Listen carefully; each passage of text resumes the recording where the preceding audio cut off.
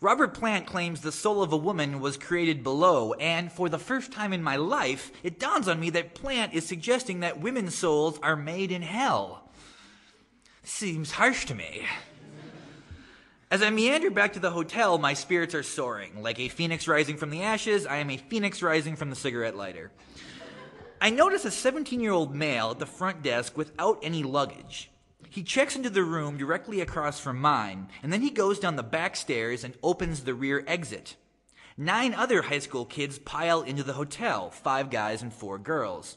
They all have duffel bags, most of which are filled with Budweiser, Lord Calvert, and Malibu. This is apparently how you have fun when you're a high school kid in Missoula. You rent a single hotel room and see who gets to die from alcohol poisoning. These teenagers are wildly enthusiastic about drinking, but they're enthusiastic in a bizarrely expository manner. They all seem to be repeating the same exact phrase. "We are so going to party," they gleefully say to each other. I find myself shocked by the unyielding repetition of this sentiment. Nobody says, "Oh, we are totally going to get wasted," or "we are going to party hard," or "we are going to get crazy." They all say the exact same 6 words with exactly the same syntax. "We are so going to party." I almost get the feeling they're mocking someone who isn't there.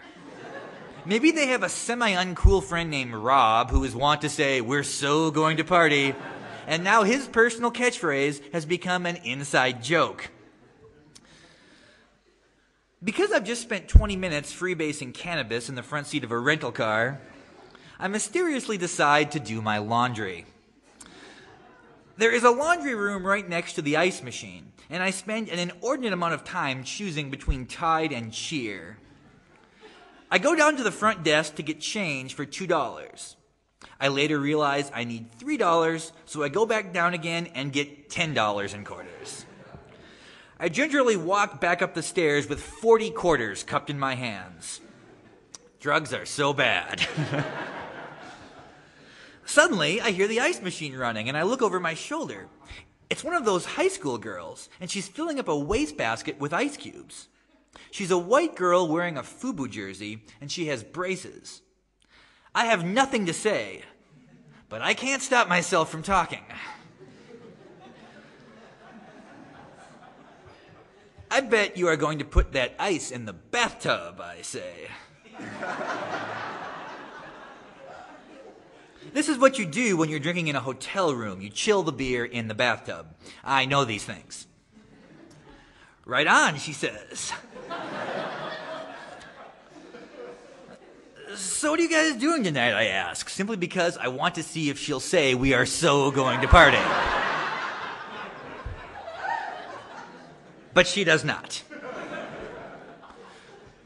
"Oh, you know, nothing. Just playing drinking games, up and down the river, asshole, stuff like that." These are popular American drinking games.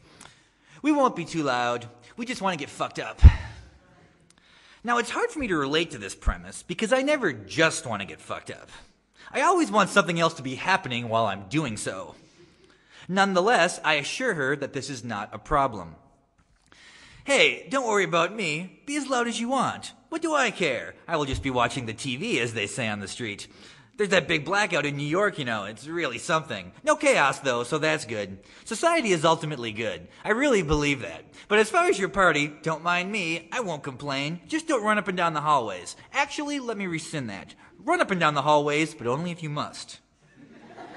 I guess what I'm saying is I'm not your enemy." "Right on," she says. We walk back to our respective rooms, and the girl tells me to have a nice evening. "Watch out for mastodons," I say. And she looks at me like we've been friends for 20 years. The kids are all right. In my room, the TV is showing HBO's Project Greenlight, which I love. I watch it for maybe 5 minutes, and I'm starting to think the Battle of Shaker Heights might have the potential to be at least as good as Vision Quest. Vision Quest was a movie from the 80s. Battle of Shaker Heights is a terrible movie made off an HBO reality show. That was lost on everybody, I understand. But then there's a knock at my door. I look through the peephole. It's the teenage girl from the ice machine. I open the door halfway. "Hey," she says. "Hey, can I ask you a question?" "Certainly," I respond. "Are you, like, high?"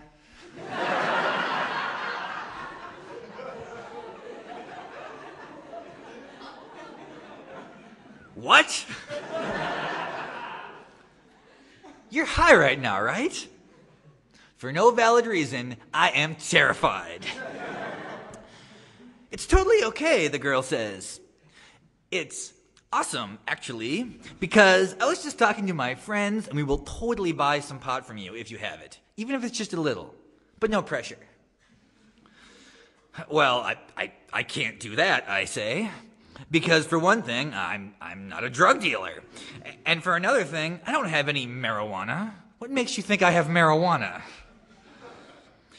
"Oh, fuck, sorry. Oh, fuck, I'm so sorry," she says. "I must be drunk. I just got confused or something. I'm so sorry. We were just talking by the ice machine, and then you said that shit about the mastodons, and I'm so sorry."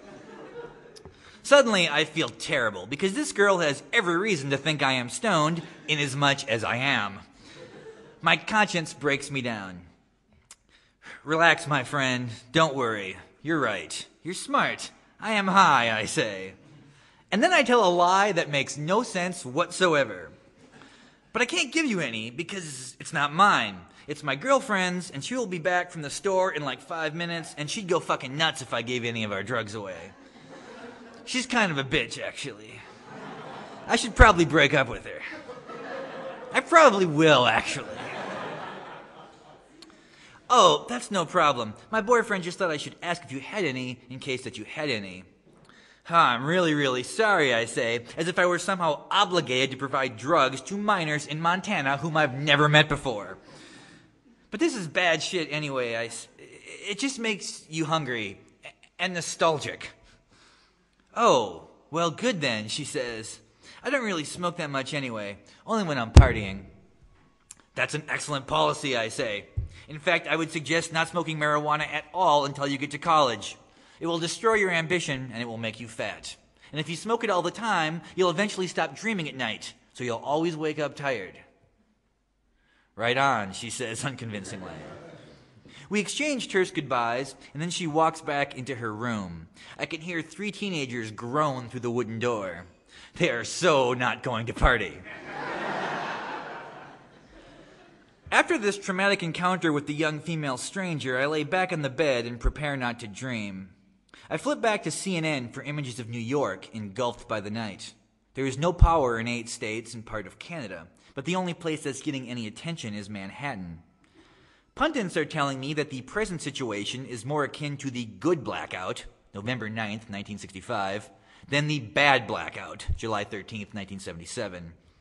The social order is not collapsing, even though the extent of the power failure is massive. The East Coast continues to suffer through the biggest blackout in U.S. history, reiterates bearded jackass Wolf Blitzer. Whatever, Wolfman. I bet all my friends at Spin are really suffering right now. I bet they're suffering from sublime drunkenness. I bet they're all talking about how they will never forget this night for the rest of their lives, because this is living history. I bet they are telling secrets about their childhood. I bet they are holding hands while they walk across the Brooklyn Bridge. I bet they are eating complimentary Snicker bars.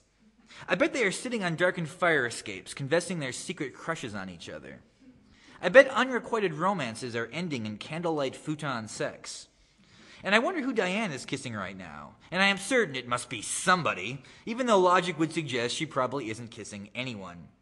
And I wonder whether she would be kissing me if I were there, or if we'd just be fighting about bullshit that doesn't matter, such as why mastodons were better than woolly mammoths. Thank you. No.